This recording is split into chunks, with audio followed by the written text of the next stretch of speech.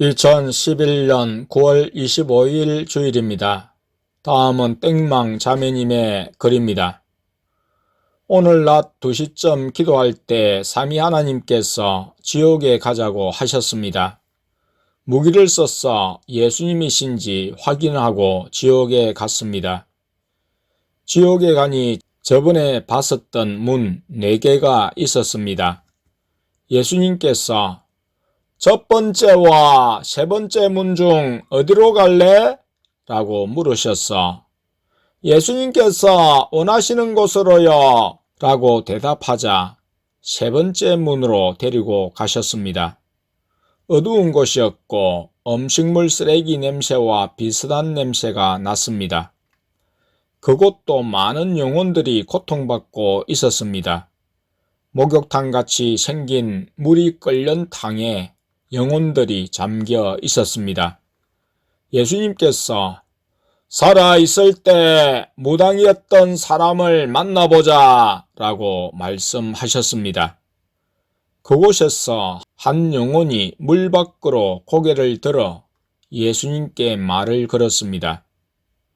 예수님께서 물 밖으로 고개를 내밀게 허락하신 것 같았습니다.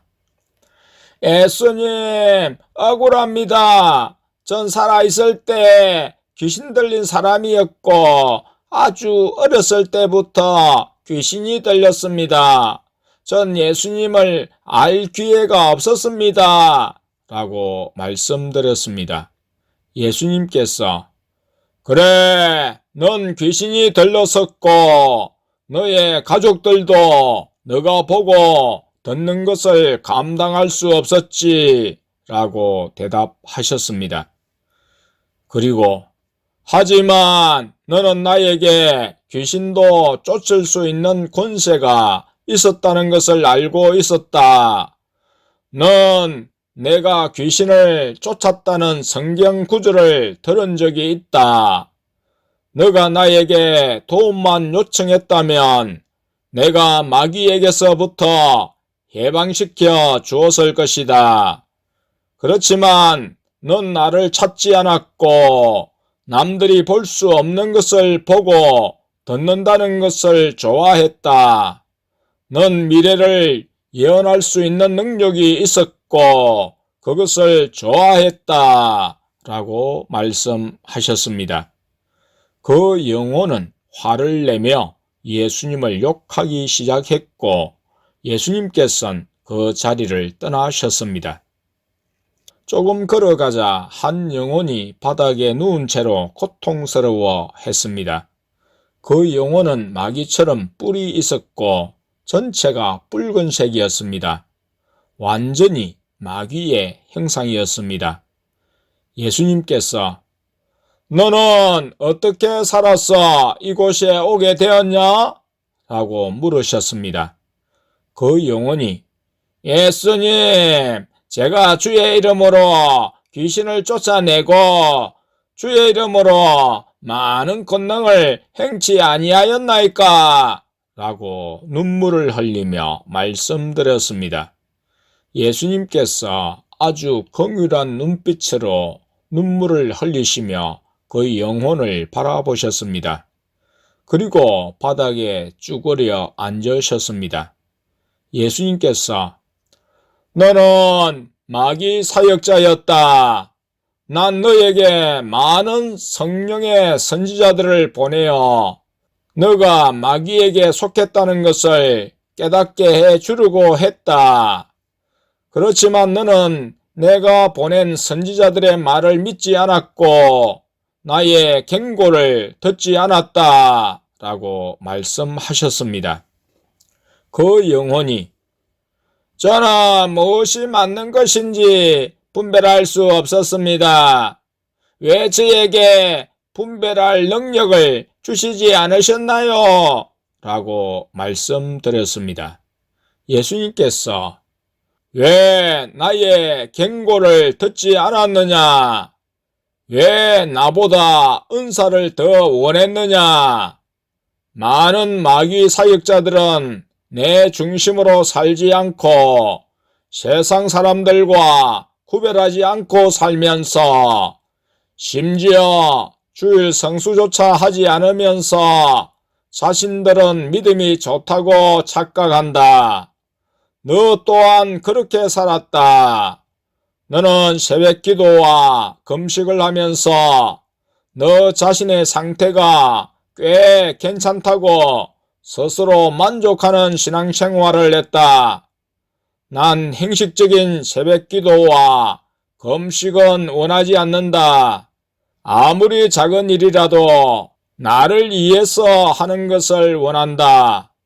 교회 청소를 하더라도 나를 위해서 한다면 난 그것을 기뻐한다.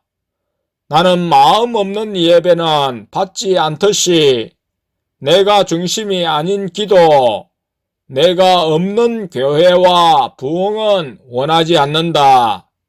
천국에서 가장 큰 자는 아무리 작은 일일지라도 나를 위해서 한 사람이다.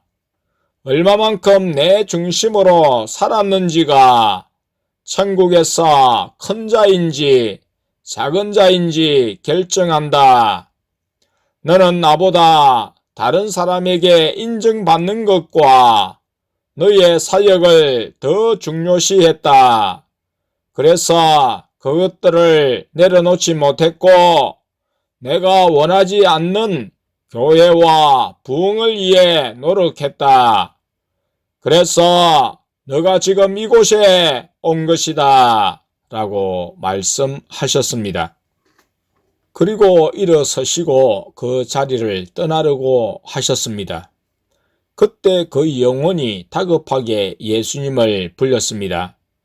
예수님, 저를 살려주세요. 기회를 한 번만 더 주세요. 라고 절규하자 예수님께서는 나는 너에게 수많은 기회를 주었다. 나는 모든 사람에게 공평하게 기회를 준다. 하지만 날 선택하지 않은 것은 너다. 라고 말씀하시고 자리를 떠나려고 하셨습니다.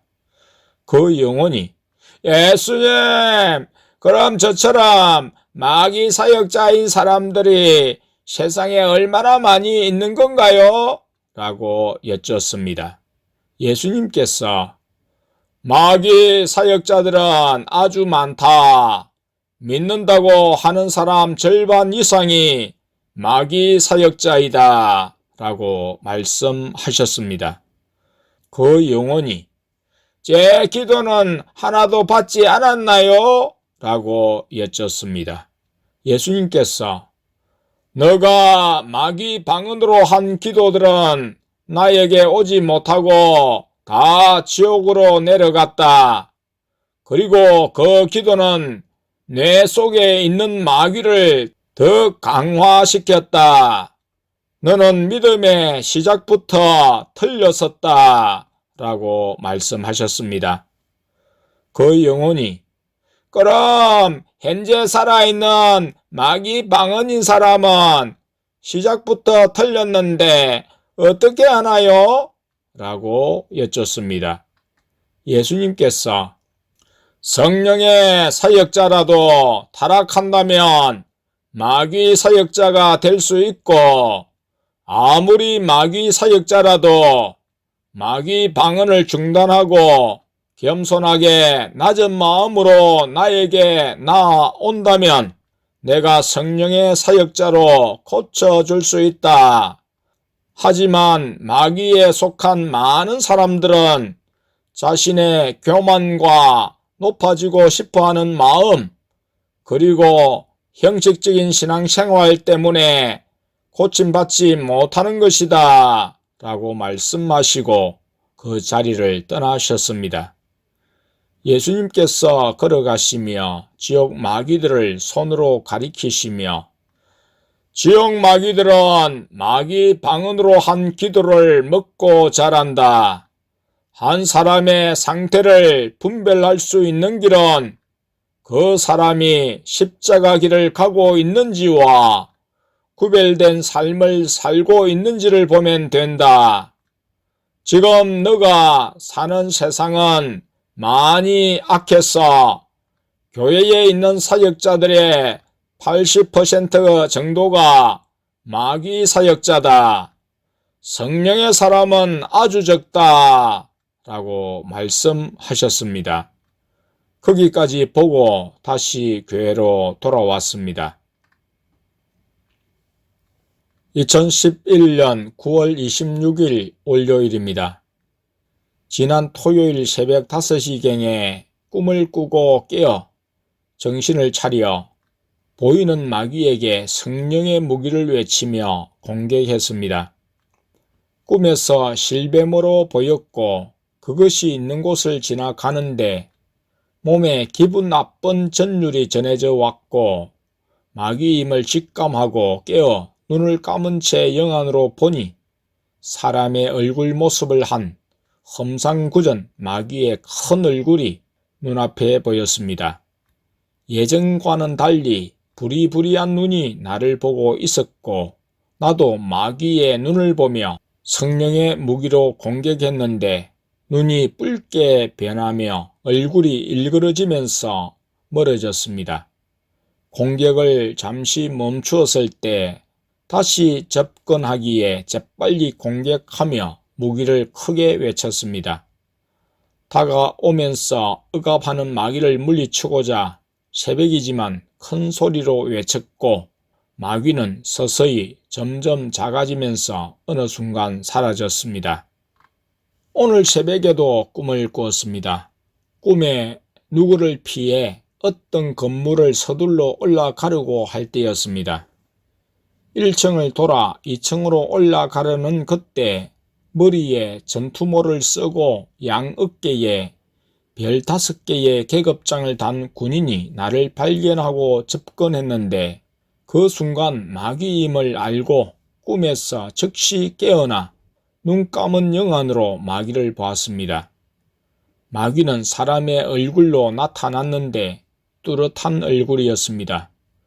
주름이 잡힌 얼굴에 매서운 눈초리와 삐뚤어진 인상으로 입의 한쪽이 위로 치켜 올라가 이를 드러내며 협박하는 모습이었습니다.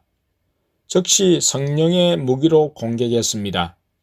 주먹으로 상체를 치기도 했는데 내 주먹에 들어가는 느낌이었고 목자지팡이도 휘두르며 볼 종류의 무기와 전자톡침을 사용했습니다.